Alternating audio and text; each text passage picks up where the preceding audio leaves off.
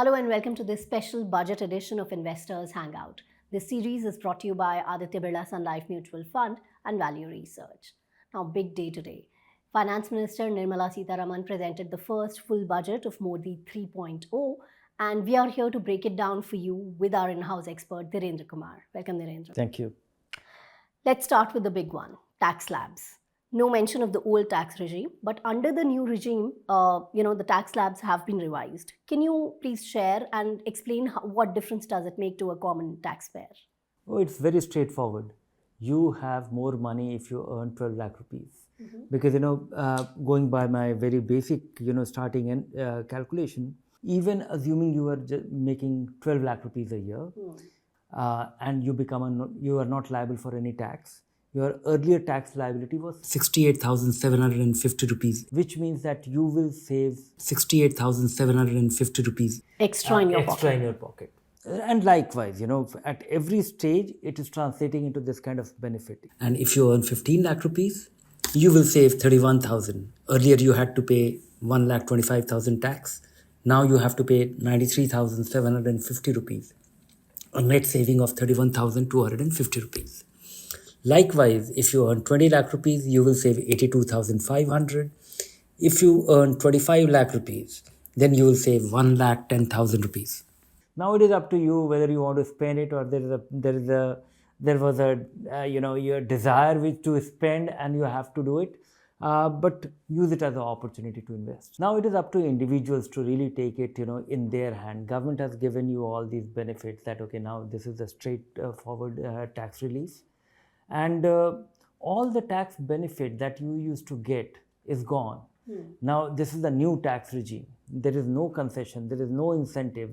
You are saving money. It is up to you to save, invest, or consume it. So I think it is about time that you become more serious about investments. For many people, the tax saving fund or the tax season or approaching March used to be a trigger. It used to be forcing us to think about how to save taxes, and in the process we used to invest. Now you will have no such thing. You take it or leave it, but and it is important that you start worrying about it, because there is no trigger coming from the government that save tax. To save tax, you will invest. That incentive is gone forever. Right. Now, how does Budget 2025 benefit senior citizens through the TDS reforms? Oh, this is quite significant. Two key benefits here. Like earlier, interest income up to 50,000 rupees was taxed. There was no TDS on that. Now that has been increased to 1 lakh rupees. And for most people, who are not filing return, tax deduction is tax paid, even if you are not liable, unless you file a return and claim a refund. Then I think for all the retirees who have rental income, this is very beneficial, because you were liable to, the tax deductible, TDS provision was there for rental income up to 2.4 lakh rupees. Now that has been increased to 6 lakh rupees. That is very significant, because this is one of the principal revenue stream for many retirees, that you have an extra house and you are getting that rental income, and that is supporting your income.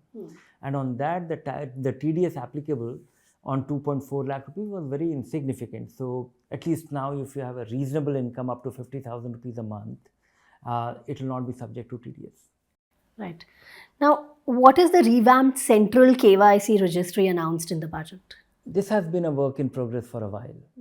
5-7 years back, it was initiated, and this has been a big pain in this country for savers and investors. For any kind of significant spending, you can just go ahead and buy it. You want to buy 5 lakh rupees worth of jewelry, you go to a jeweler shop. Maybe you are liable to give your PAN, but that's about it. I don't think anybody gets into validating it. But if you want to do any investment of over 50,000 rupees, the whole KYC process gets triggered in, and that is not all. Now KYC and re-KYC and the processes involved, and you are not ready to invest. Assuming that you have 50,000 rupees in your bank account, you want to invest, but it's a huge barrier. It's a big friction for somebody to initiate, to get onboarded, to initiate his investment process. So this has been a work in progress, a centralized KYC. But what has happened of late is that there are multiple KYCs mechanism. Your banks do their own KYC. Right. they are held accountable for doing it rigorously. If you do it with one bank, you go to another bank and you are supposed to do it again. Then you want to make some investment, they will do it again. I think, only SEBI made it possible that, okay, you do your KYC once with any SEBI regulated entity, then you don't need to do it. There is a KYC, KRA, KYC agency. But this central KYC, making it effective and making it, and that becoming potentially a seamless thing, that if you want to invest and your Aadhaar is linked, your PAN is linked, and you are ready to invest, because if it has been done once, why you need to do it time and again? So this, I think, is happening, and enabling people, because now there are a lot of intermediaries who are in this process, who are part of this process. Now that will get reduced to that you go to a bank, or you go to a RIA, or you go to a mutual fund, and they will be in complete readiness. They will have access to this. They will check your credentials that you have provided. It will be validated, and then you'll be ready to go. And so in that sense, this, I think, is a great enabling thing. It will simplify investments. Getting started is one of the biggest barriers. And this will simplify. Not only that, it also has a mechanism, because KYC is to be done once, but there are a lot of people who get transferred, who change their residence, whose other variables also change. So how do you update it? Having and in this country where we are making big leaps in the digital world, I think it's happening late, but nevertheless it's happening, and it's a great thing.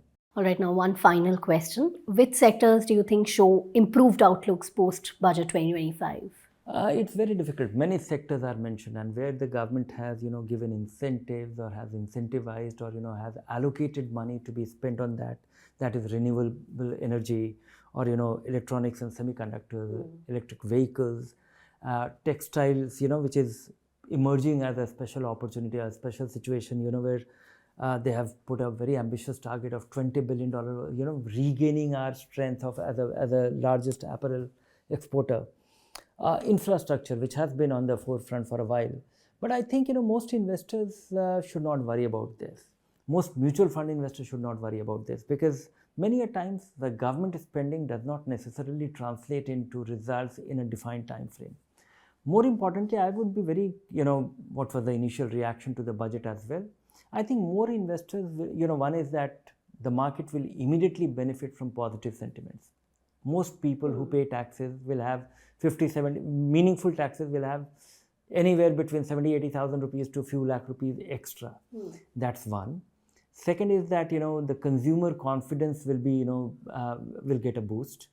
All these sectors which will benefit, where there has been a specific provision, they will benefit, but how and when and which companies and how it will translate into investors benefit immediately, I don't know. But consumer sector is going to be a very key beneficiary, and immediately.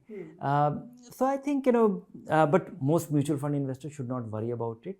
They should think in terms of being diversified, and leave it to the fund manager. And but the sentiment turnaround and all the other things, and putting an ambitious target for growth, that I think is a very significant thing, and this can be a turning point for the markets. All right, with that, it's a wrap. Thank you, Dhirendra, for joining in. Thank you. Thank you to our viewers. Keep watching the space for more information. If you like the show, do subscribe to our YouTube channel. Take care. Bye for now.